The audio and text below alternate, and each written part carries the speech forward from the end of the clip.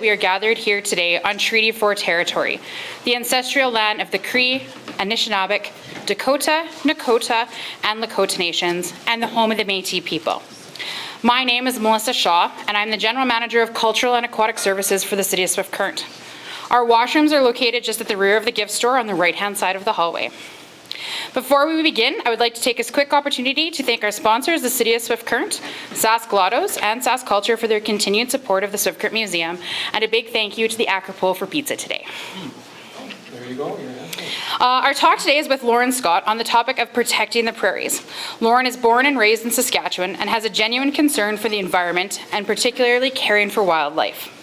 The Southwest Naturalists would like to let everyone know that they will hold their regular monthly meeting directly following Lorne's talk here at 1 p.m. at the museum, and they encourage and welcome the public to stay and see what their group is all about. A little bit of quick information about our future Lunch and Learns. We'll continue on the third Wednesday of the month. On March 20th, we'll be hosting a Lunch and Learn in conjunction with our new exhibition, Iron Willed, Women in STEM, which is designed to engage, advance, inspire, and support young women in science, technology, engineering, and mathematics. Barbara Cade Manoon, a PhD, is a research scientist for Agriculture and Ag Canada, and she will be here to discuss her career as a woman in STEM. April's Lunch and Learn will be on April 17th with Hugh Henry talking about the 150th anniversary of the signing of Treaty 4. And May's talk will be on the 15th with Pete LaRue talking on the topic, Walk Between Two Docks. Please feel free to stop by our front desk and register on your way out today. And without further ado, Mr. Lorne Scott.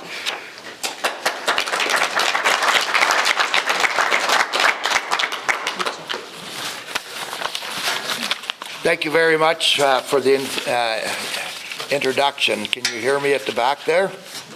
Okay, good. What's that? To the back of the room. I was going to say I'd sooner be with a bunch of kids, but it sounds like we got one here. Anyways. The mic didn't turn on. There we go. Let's try now. Shall I get closer? There's one guy in my other life, somebody at the back said, I can't hear you. And a clown like this guy here got up and said, well, I can. I'll trade you places. Anyways, it is an honor to be here. I am quite humbled. I think there's a couple of people even older than me here. And so if I say something that's incorrect, feel free to correct me. I guess I'm here because a friend, she's a friend now, wrote a book about me. And she approached me a few years ago saying I've done a lot of research in grasslands and writing and such like, and I keep coming across your name and I want to write a book about you. I'm just an old farmer at Indian Head, and I said there's nothing to write about. Anyway, she teaches at the University of Toronto, and somehow she found over 600 newspaper articles about me or that I was involved with. So I said, well, go ahead, do what you can, I'll help you wherever I can. But so anyways, it's basically about my life or lack of it. I grew up on a farm at Indian Head. My dad was a war vet, and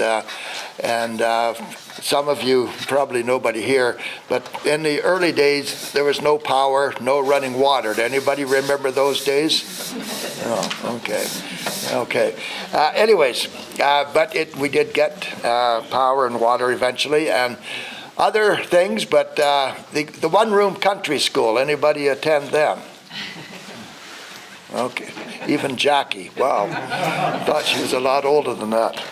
Anyways, so I went to the one-room country school, and grade 10 was my best year in school. I got the highest mark in every subject, and I was the only one in the class, though. So, anyways, from then I went to Indian Head and finally got through to grade 12. I was fortunate in 1967 when I was 19. I applied to work at the museum in Regina, the Museum of Natural History, and I got hired. I think I was the last person hired without a university degree, and learned a lot there. A couple of mentors, Fred Bard, Fred Larman, and they were at that time involved with bringing back the Canada goose to Saskatchewan. They were pretty well wiped out with the drought of the 30s and overhunting, but the Canada goose is one of the few success stories, and people will argue with that about that, but goslings from Wascana were shipped as far away as Quebec, Florida, New Mexico, and BC.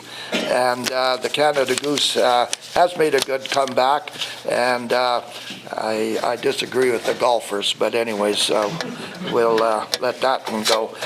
So they were also involved with whooping crane conservation. The whooping cranes migrated through Saskatchewan each year, and Saskatchewan is a leader in promoting the conservation of whooping cranes. Their numbers declined to 21 birds in 1941, and now we have about 800, but it's taken over a half a century to gain that many back.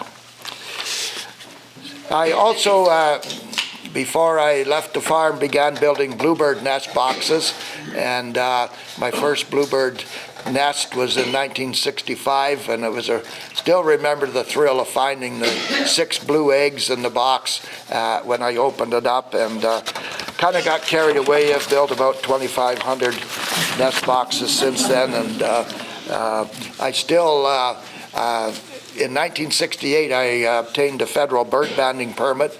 Back then, you could get a permit quite easily, and now you have to go through a whole bunch of red tape. But I've banded about 10,000 mountain bluebirds and 20,000 tree swallows, and all total about 50,000 birds over the years, which is not that much considering that many years. So from the museum, I went and became the first park naturalist at Wascana Center in Regina, where the geese were, and served there until 91, I guess. And during this time, I was president of Nature Saskatchewan back in 1980, and I'm president again now. They call it rejuvenating boards, but anyways, I'm still there. And I'm also president of the Walleye Federation and involved with Ducks Unlimited, Nature Conservancy, and different groups. And more recently, South of the Divide Conservation Action Program, which is focused here in southwest Saskatchewan. I'm co-chair with Keith Day, the president of the Saskatchewan Cattle Association. And our main goal there is to preserve grasslands, which will come up more and more here. I began farming my own next to Dad. I took over my uncle's farm in 1975 and farmed on weekends and evenings, and I'm sure some of you folks have done that. And still have the land, it's just a section of land, but it's paid for. And there's 50 acres of aspen and wetlands on each quarter, and moose and deer and mule deer, whitetail, and hawks and owls, as you rural people know. If you have habitat, you will have wildlife. During the 80s, we were instrumental in getting the Wildlife Habitat Protection Act. A bit of, going back a bit, when Blakeney got elected in 1971, he said our crown jewels, meaning our crown lands, are not for sale. And this was applied until 1981, when the NDP fortunes were not looking good, and they decided they would throw all of this land up for sale. And when it was protected as crown land, the habitat would remain. And we met with the Blakeney government cabinet, and they would not change their mind. My MLA was Graham Taylor, a conservative MLA, so the opposition's job is to criticize. So I went to him, and he raised the issue and convinced me to buy a conservative membership. I'm sorry.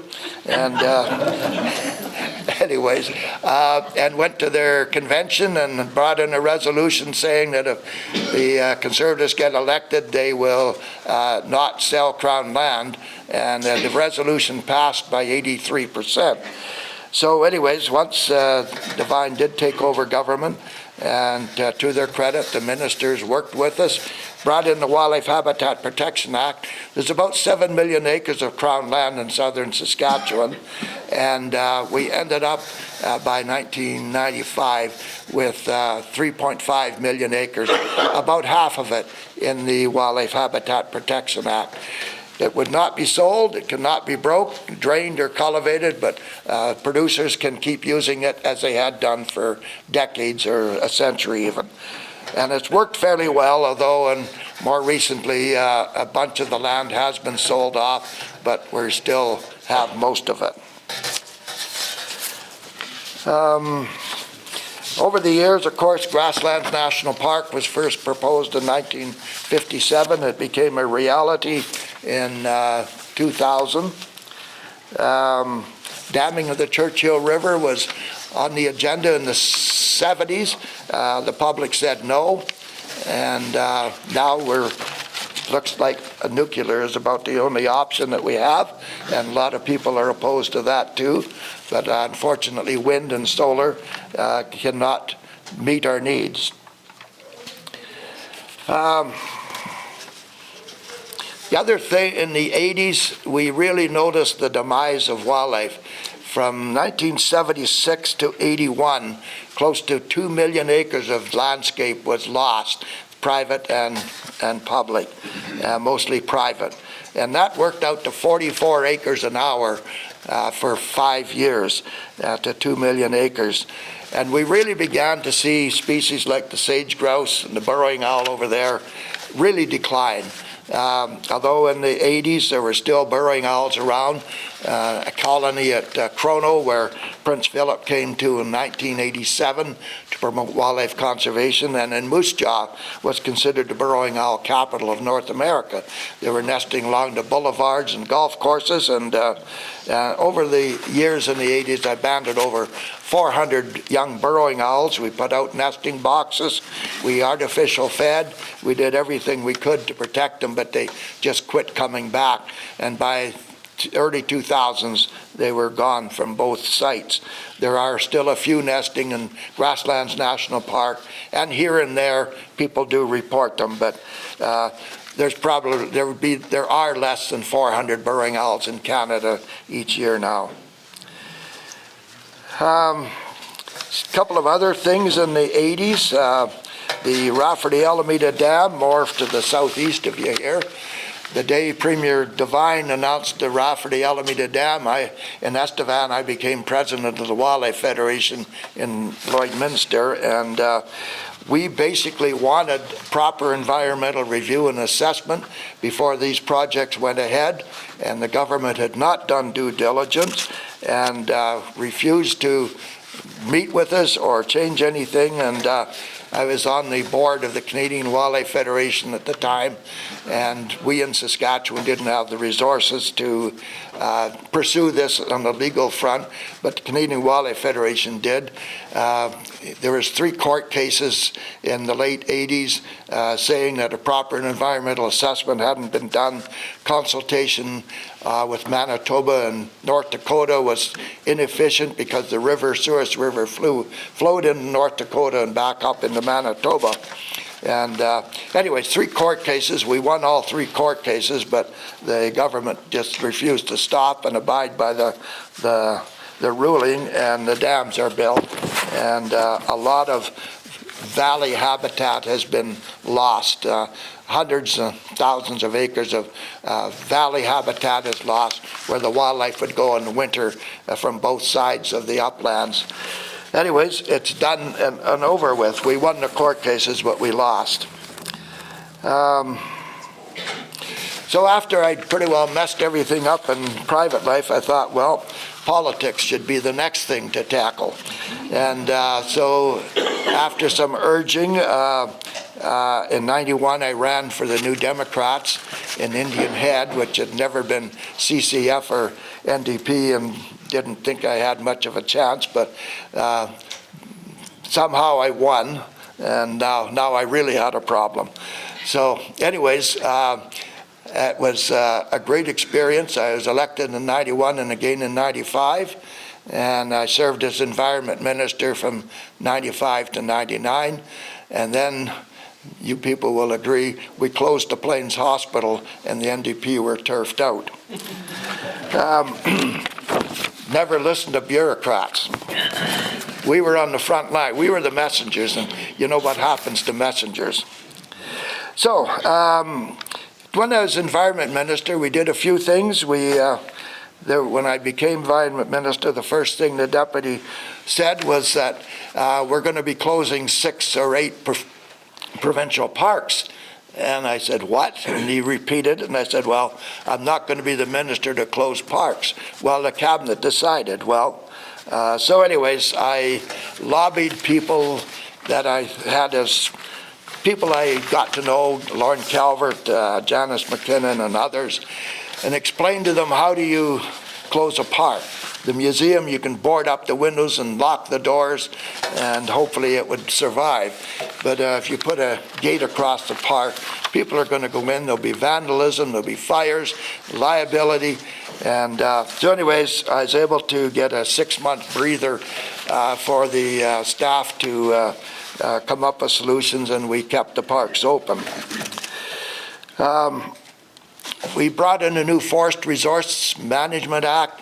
Up until then, forests were basically trees to be cut down and money to be made.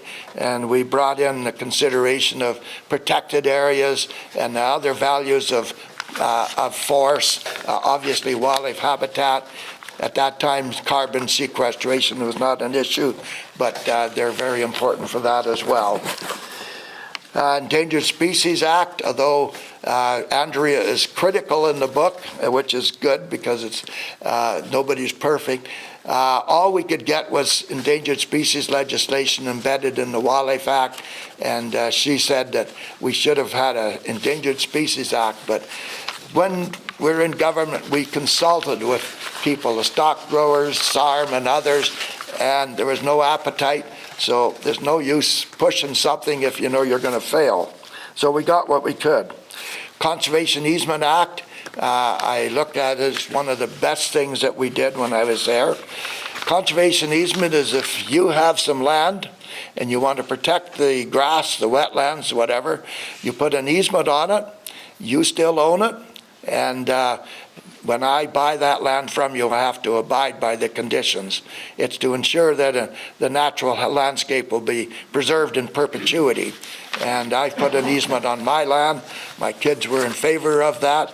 And when you see so much land being destroyed, at least the natural attributes destroyed, we need to protect more land. We got sidearms for our conservation officers. The officers would tell of stories where they have a gun stuck in their chest and by somebody because they knew the officers were not armed. I went on a night patrol with the officers, and we apprehended 3 or 4 individuals in a truck with dead deer, and I just was standing there in my street clothes, and one guy said, who are you? And I just said, I'm a hitchhiker they picked up along the way. And the officers took forever to interview each of the suspects, and found out later one had a murder conviction and other a violence warning and everything else. So anyways, they certainly needed them. We did earmark a bunch of areas in northern Saskatchewan for protection, and at the Federal Provincial Wildlife Conference in '99, it was in the Maritimes, Sheila Copps was Parks Minister, and my friends from Alberta and Ontario, they were anything but environment ministers anyways, and I said to Copps, I said, can you finally proclaim the grasslands parks? Saskatchewan has got everything in order. We want you to proclaim it after nearly a half a century. And they finally did. And the Alberta guy elbowed me and said, why would you want a park? And I said, well, it's just, if you're environment minister, you're probably supposed to be the spokesperson for the environment. But anyways, kind of a novel idea. After I was out of politics, I volunteered to be executive director of the Wildlife Federation for a couple of years. And those were stormy years. Game farming, game ranching, whatever you call it, was a very contentious issue going right back to the late 80s. And we said at the time, if you're importing wildlife from out of province, disease and will come in and increase poaching, and all of that happened. We have chronic wasting disease. In fact, the first location is a game farm at Sask Landing area. Elk were brought in from South Dakota in the late 80s, and I guess disease or whatever. Anyways, the guy let him loose. He went out of business. And so all of the white-tailed deer along all the way down to, past Outlook in the South Sask River Valley, over 60% of them test positive for chronic wasting disease, which is like mad cow disease, and it's fatal. And the numbers of deer are going down, and the authorities advise us not to eat these infected animals. You can get the head tested, and it takes several weeks or a couple of months. But anyways, the disease is here. It's kind of like wild oats. We'll never get rid of it. Then in the 2000s, the gun registration. I picked a good time to be at the Wildlife Federation. Anyways, the gun registry. We fought that tooth and nail, and everybody and the Wildlife Federation was front and center, and people would phone, and I never advised anybody not to register their guns, and a lot of people didn't, including myself. But anyways.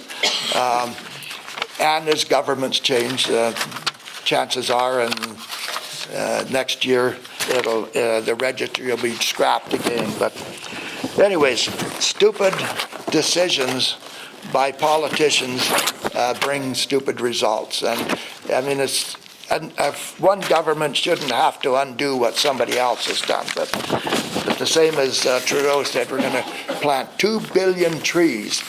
Well, it took over 100 years for the Indian Head Tree Nursery to produce 650 million, not billion.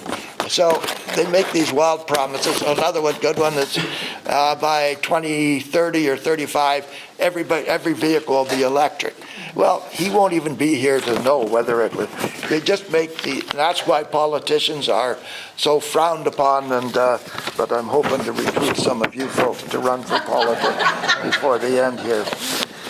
Another blow to us was in 2012 when the Harper government, and no party is absolved from making such decisions, but decided with a stroke of a pen they'll cancel the PFRA pasture program.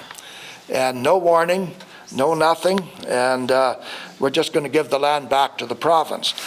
The agreement was back in the 40s that these pastures, as long as the federal government had a pasture program, they could manage these lands. So the province didn't want them, so they said, okay, patrons, which is probably the best option, you guys manage them.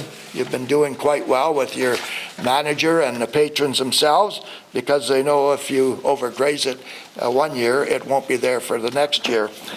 So the province followed suit. First of all, 1.6 million acres in the federal pastures, which were the biggest and best, last remaining, largest grasslands remaining in Saskatchewan. And thank goodness they're still there. And it's a credit to the producers for that. Provincial pastures is about 0.8 million acres. And so they are still intact as well. Lyle Stewart, the ag minister, said that he had investors from Alberta that wanted to buy them all. It was only $750 million. Some of you guys might have that money, but I don't. Anyways, they probably did have it, but to his credit, he said, no, we're going to keep it locally owned and managed for small producers. And we were appreciative of that. And basically, the pastures cannot be sold, they cannot be broken, drained, or cleared, and they cannot be subdivided. So you have this plot, I have that plot. They have to be managed as a whole. The tree nursery, as I mentioned, was blowing up at the same time because it's part of PFRA. If there was even common sense to ensure that somebody in the private sector or whatever could look after it and manage it, but no, it was basically a case, somebody yelling fire and everybody's gone. The staff were laid off, the buildings were left, the power was still on, the irrigation lines, I think there was 3 million seedlings left in the ground. They're growing wild, good for wildlife habitat. But if Jerry Ritz wanted to do that with his farm, go ahead. But this is public property, and a terrible decision.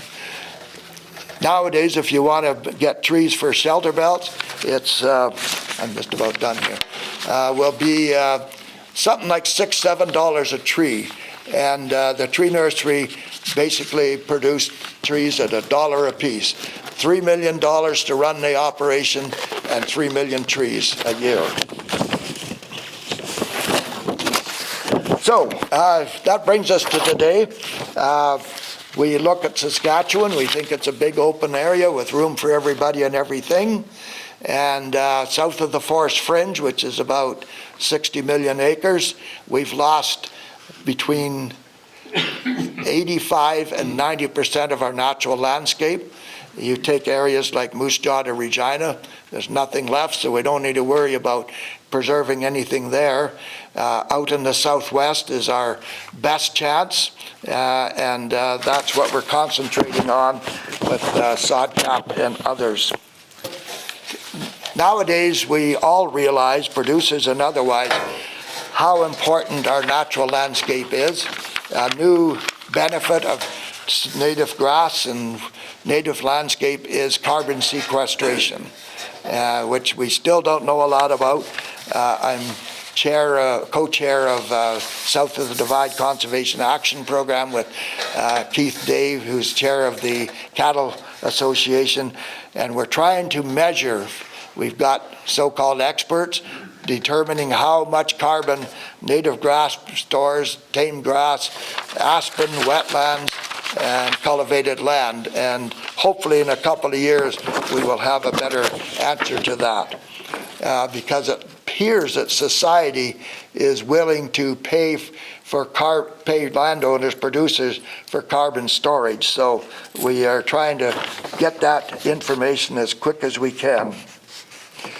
So our main activity, all of the conservation groups, is securing land. As most of you know, all of you would know, land prices have skyrocketed. Anybody ever regret selling their land?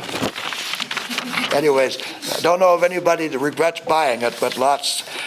So we just aren't able to purchase as we could 20, 30 years ago.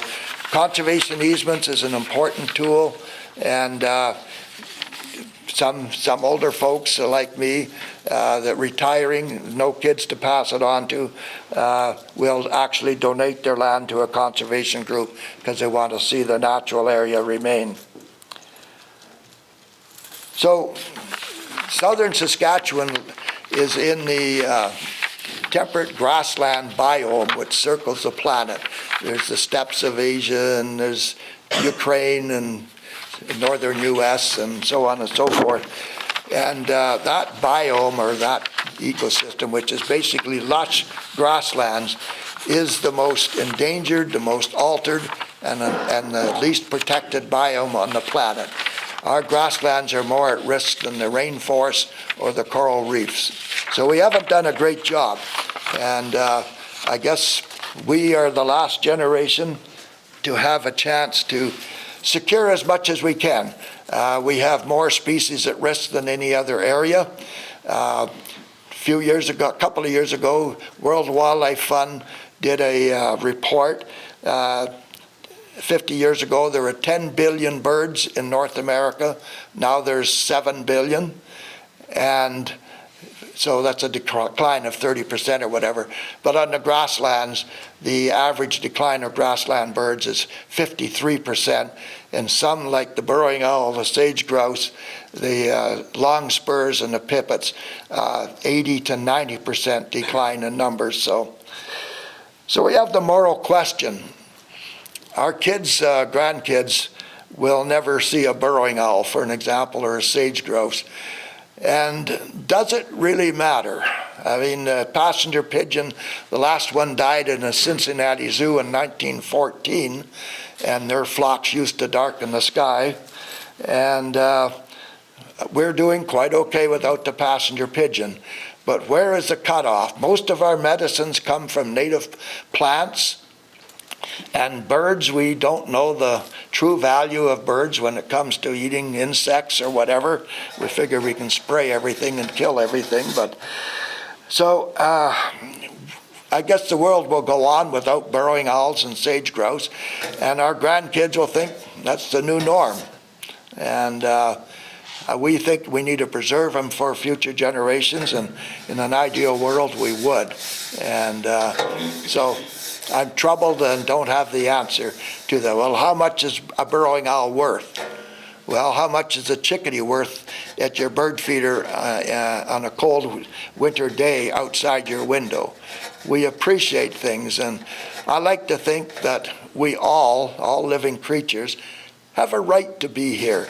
It's hard to put a dollar value on a chickadee or a burrowing owl, but, are we content to see them become extinct, and which are gone forever? So anyways, the older I get, the more I realize how little I know. And so anyways, I want to leave time for questions and advice. And thank you very much for listening to me. I do have a couple of copies of these books here. They're $35 in the store, and I got a bulk order for $25, and that's what I sell them for. So thank you very much.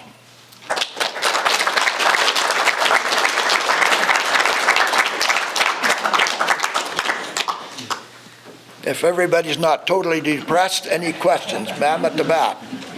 Lorne, you talked about this problem with conservation, but you also made a comment about nuclear and wind and solar can't meet our needs. And I wonder if part of the problem why we can't conserve stuff is because we're confusing needs with wants. You talked about there are many people that grew up without electricity or running water. And now we can't even fathom, tying our shoelaces without electricity now. Like, is that part of the problem where our idea of needs and wants are so out of balance that we're just consumed with consuming instead of, and is that why we can't seem to figure out this conservation? That's exactly it. It's exactly it. We never want to go backwards. At the best, we can plateau, but the economic outlook is a 2.3% economic growth in the coming year. That's great in the financial world. But you're right. I mean, we did fine without electricity. And so it's a very good point. And at some point, we're going to go over the edge. And it won't be as evident here, obviously, as third world countries, but when people are starving, they'll go to any length to come to the U.S. or Canada or somewhere where they're not starving. So, that's way beyond me, but you're right. When is enough enough? Yes? Why are we not seeing mountain bluebirds the last couple of years between Maple Creek and Cypress Hills? Very good point. And mountain bluebirds is one of those that are declining. At my small farm back home, when I started building birdhouses, the bluebirds were there. I'd found a few nests in hollow trees. And in the 70s and 80s, I had 25, 30 pair nesting. By the early 90s, their numbers were declining. And the last pair nested in 2014 and haven't seen one since. And so, yeah, there's a good example. They're just not coming back. We don't know what's happening on the wintering grounds, but the ones that are there raised their young and they fledge, but we don't know. And incidentally, one of the best places for mountain bluebirds in Saskatchewan is the 614 grid out northwest out of East End. My daughter has a ranch down by there, and I usually band a couple hundred bluebirds there still. So, but you're right, there is just one example. Yes? When we talk about some of the species being endangered and some disappearing, are there others that are adapting, adjusting, and emerging? Yes, very, very good point. Geese as a whole are doing very well. Canada geese have adapted to nesting in Wascana Center, and they're smart enough when they go out to feed, you can't get within a half a mile of them. Snow geese are doing very well, largely due to the corn and the other grains in the southern states where they winter. Hawks are doing pretty well. Birds of prey as a whole. Bald eagles are a lot more around now than there was 50 years ago. Robins adapted again to living among people, especially in towns and cities. And chickadees and nuthatches, because we feed them, they get through the winter. A lot of them would have starved. And magpies. My observations are, and others, that the bird flu and West Nile really affected magpies and crows, but they're survivors. Yes, ma'am. What is the point of banding, and does it hurt the animal? No, there's different band sizes, and the band is like a watch or a bracelet. There's numbers on them. Canada and U.S. have a combined program, so that if you find a banded bird, it has a number on it that no other bird has, and there's obviously different sizes as well. And if you find a bird and report it to the museum here or conservation officer, eventually you'll get to Ottawa or Washington, and you'll find out where the bird was banded, how long it's lived. And for birds, waterfowl, it's quite interesting. You do get recoveries because people shoot them. One mallard duck I banded in Wascana was shot 2 days later, 800 miles away along the Platte River. And with bluebirds and swallows, I had at least one bluebird and one swallow come back, and I banded it in this birdhouse. The bluebird I caught 5 out of 6 years in the same birdhouse. The female came back to the same birdhouse. I've never had, I do band the females if I catch them. I've never had a female desert the nest, and every young one that I've banded, as far as I know, has survived as well. So it does not hurt the bird. And now they have radio transmitters that they can tape onto their back or whatever, and you get much better results. Out of 10,000 bluebirds, I've had somebody find one. So it's like winning the lottery. And same with tree swallows. But larger birds that are shot, you get more return. I've banded a lot of red-tailed hawks and great horned owls over the year, and I've had 2 recoveries, and they were both 24 years old when they were found. Your comments on the bluebirds, when a person sees a bluebird, it's almost startling. Yes. The colors are so vivid, that sort of thing. When you consider preserving wildlife, things like that people, the possibility that people in the future wouldn't be able to see that is depressing. Because it is an absolutely wonderful sight. You can't describe it, can you? No. Yeah. Yeah, especially in early spring when there's snow and dead grass, yeah. Yes? Squirrels, swift current squirrels, all many varieties. They're just growing and growing here. I move we adjourn. Yes. We not only have the red squirrels, but the eastern fox squirrel and the gray squirrel have both moved into Saskatchewan, and again, they like being around people. And on the farm, I can shoot them if I want to or need to, but in town, it's a little more difficult. But if your gun's registered, it won't hurt anything. Are they moving into the cities and towns because of the endangerment in the forests and lessening of the treat areas, or what? No, the fox and gray squirrel have moved in from the United States. They've moved westward, similarly as some bird species have. So the red squirrels have always been here, but very prolific, raise more than one batch a year, and if they get established, when I was a kid, we'd never see red squirrels, but you're right, they very adaptable. Back there. Have you anything on the status of the yellow-breasted chat? Not a lot. They've been in Saskatchewan for years, but not that common, and very specific habitat, thick willows along the creeks or rivers, and probably the Swift Current Creek here would be a place where you would see them. I've only seen one or two over in my life. I know of a spot where it's sand hills, kind of a lower spot, the water table reasonably high there, but it's quite a ways from any water. And I see them just about every summer. I make a point to go over there and see a male most years if I go in the 1st of June around that time. The rule of thumb that birds will return to where they were the previous year, assuming they were successful at raising young. Yeah, ma'am? What about swans? Are they still protected? I'm sorry? Swans? Swans? Are they still protected? Yes, we have two species here. The tundra swan used to be called the whistling swan.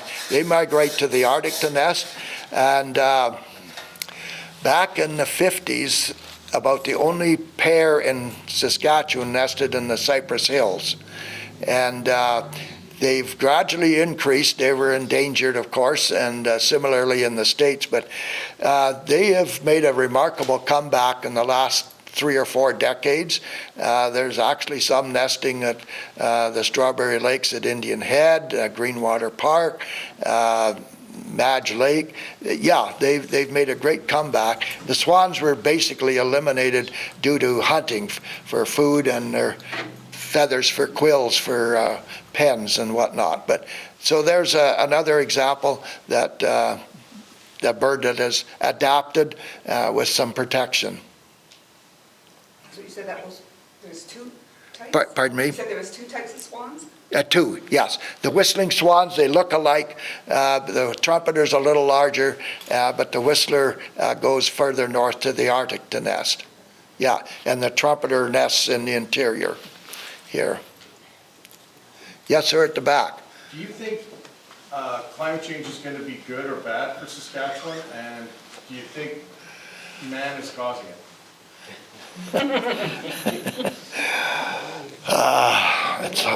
It'll be a mix. I don't know. It's happening. I think our winters or temperatures, and mind you, 2011 was the wettest year in record out our way. But so it's happening. I guess it'll give us a longer growing season.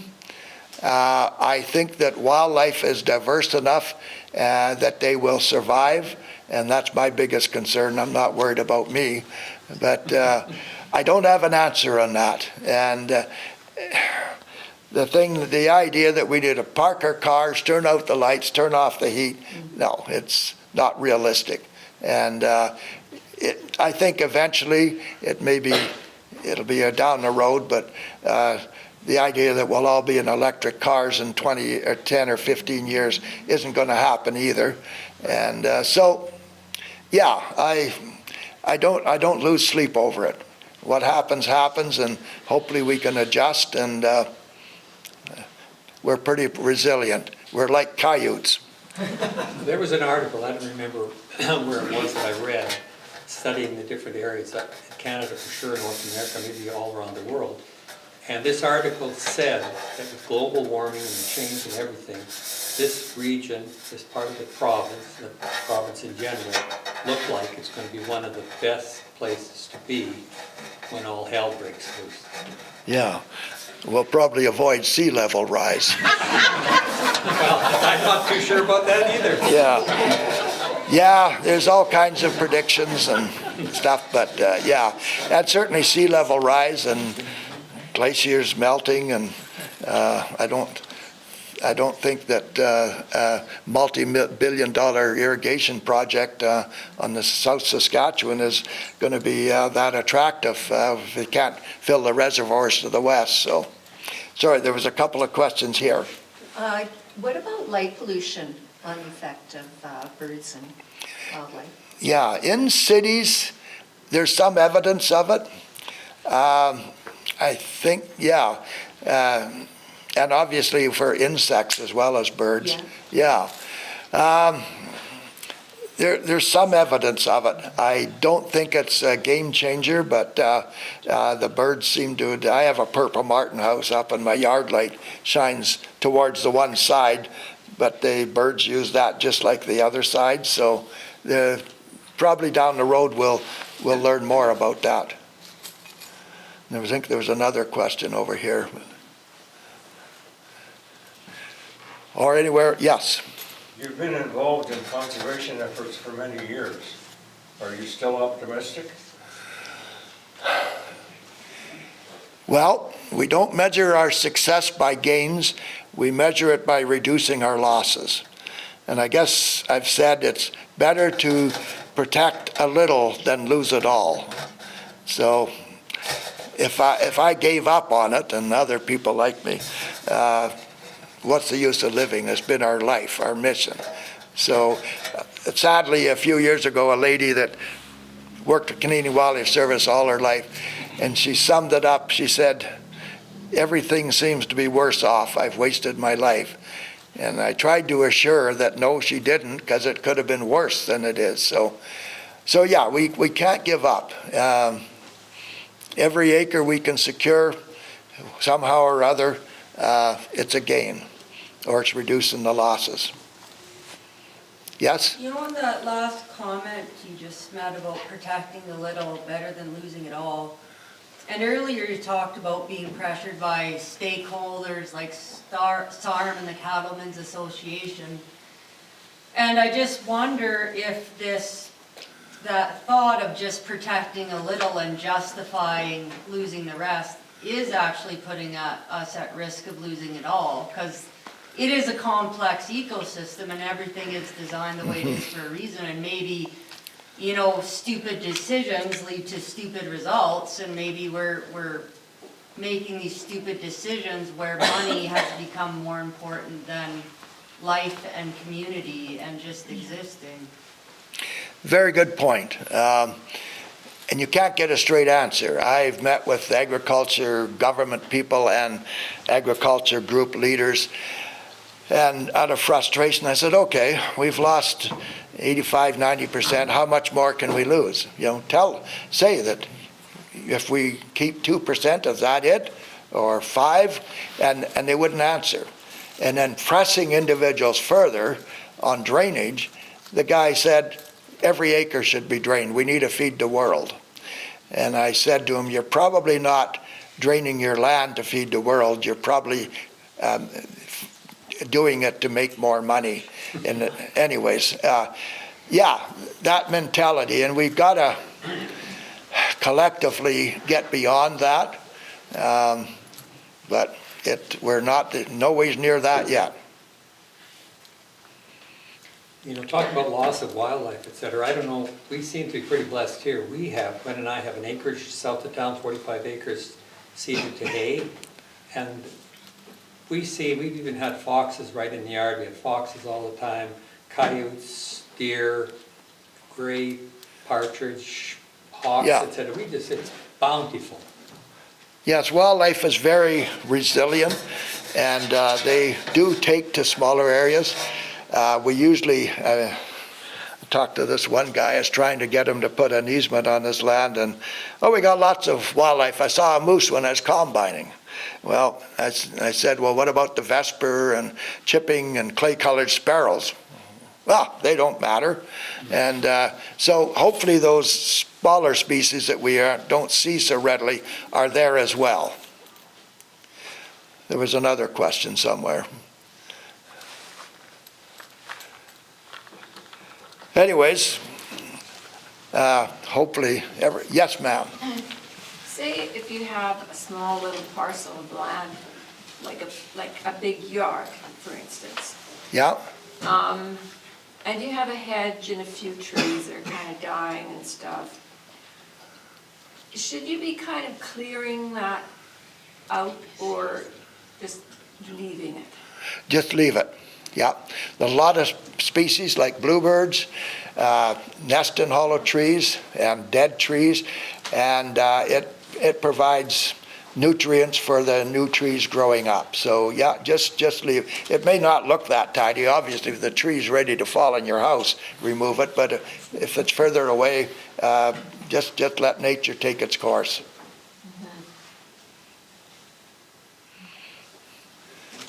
Yes, sir. I understand that you're the father of the Conservation Easement Act. And Yeah. I wondered if you had a favorite conservation group like Nature Conservancy or something like that that you would recommend to people use. Yes. Yeah, the Nature Conservancy focuses mostly on grasslands and aspen. Ducks Unlimited, they focus mostly on wetlands. Nature Saskatchewan, if you came to us, we would get an idea what you're looking for. We could refer you to either one of those groups. And so, yeah, we can certainly provide the best advice. And obviously, at the end of the day, it's up to the individual whether they wish to put an easement on the property. Well, if everybody isn't totally depressed, that was my talk. I do have a couple of books here. I also brought a couple along on the history of the tree nursery at Indian Head that the guy wrote, and very interesting. Well, thank you for coming today and sharing your thoughts with us on protecting the prairies. Again, the Southwest Naturalists will be having their monthly meeting and invite everyone to stay and join them right after this. This evening, we're also hosting the Write Out Loud on behalf of the Lyric. So they will be joined by 4 local authors, so please feel free to come back. Tomorrow, we will be having the EYES, so Educating Youth in Engineering and Science. We'll be here in the afternoon from the University of Regina, as well as on Thursday. Actually, that's today, sorry. Here shortly they'll be here. And then again tomorrow for hands-on activities for kids outside of school. And there it is free and no registration is required. Check out our new exhibit called Iron Will, and it is running until late April. It was developed by Ingenium, Canadian's Museum of Science and Innovation. Again, an educational hands-on experiment. So thank you all for joining us today, and we hope to see you at our next Lunch and Learn. Thank you.